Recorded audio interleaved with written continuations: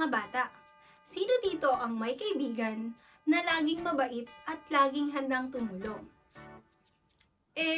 Meron ba kayong kaibigan na minsan palaaway at palaging nagagalit? Kapayapaan mga bata, isang mapagpalang araw sa inyo. Ang pamagat ng ating kwento ngayon ay Tinulungan ni Jonathan si David, na mababasa natin sa unang Samuel, Kabanata 18, talata 1 hanggang 7. Mga bata, naalala niyo ba si David? Siya ay isang pastol na may mabuting puso at isang matapang na tumalo kay Goliath dahil sa tulong ng Panginoon. Dahil doon, nakilala siya sa buong Israel at minahal ng mga tao.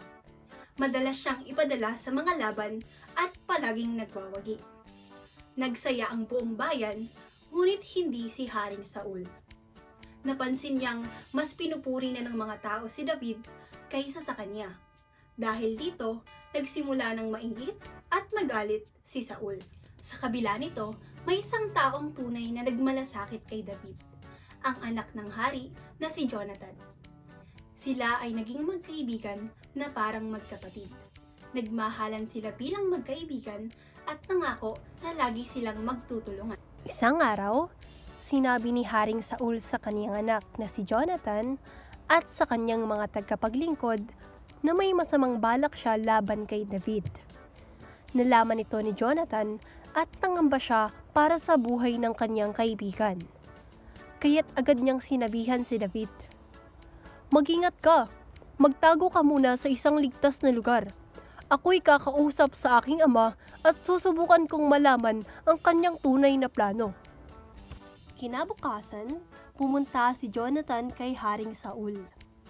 Ipinagtanggol niya si David, ipinakita niya kung gaano kabuti si David at kung paano niya tinulungan ang kaharian.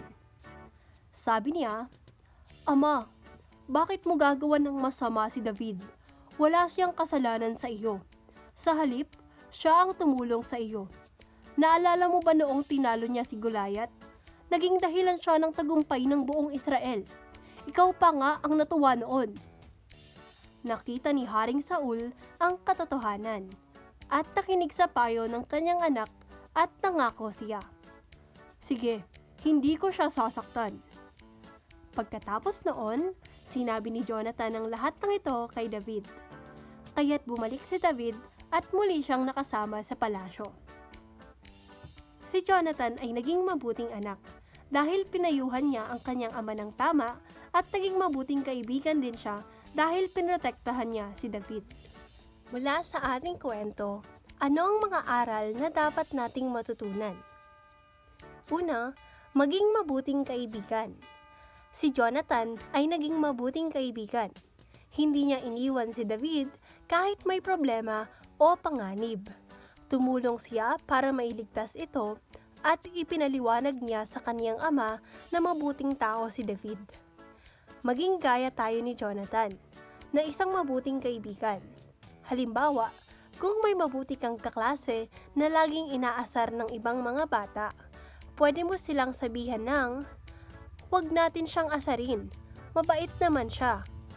O, kung may kaibigan kang malungkot, tanungin mo siya, "Gusto mo bang maglaro muna tayo para gumaan ang pakiramdam mo?"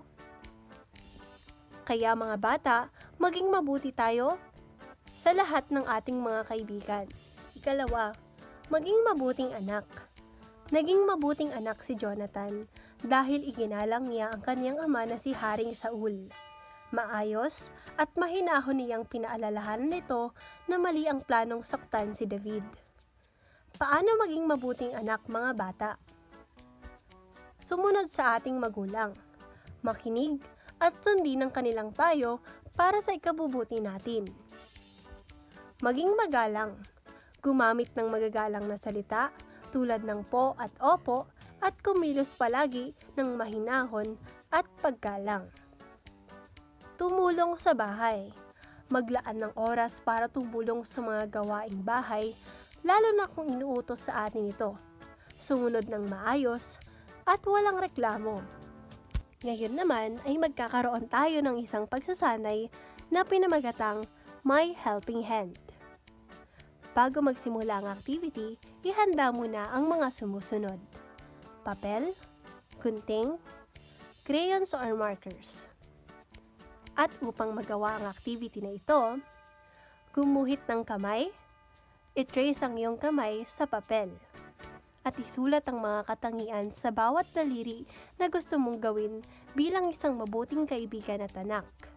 Halimbawa, mapagbigay, maaasahan, mabuti, matapat.